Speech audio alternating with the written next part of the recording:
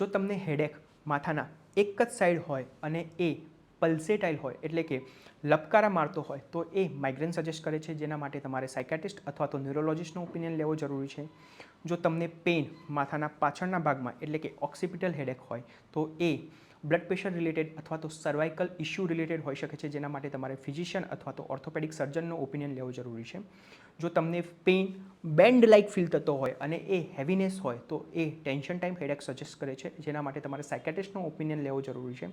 જો તમને pain frontal area અથવા તો મેક્ઝિલરી એરિયા ઉપર હોય તો એ સાઇનસ સજેસ્ટ કરે છે, જેના માટે તમારે ENT સર્જનનો ઓપિનિયન લેવો જરૂરી છે.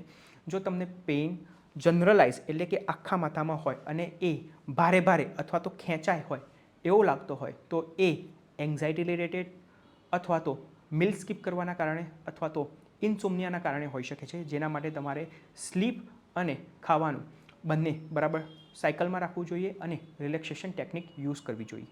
Thank you.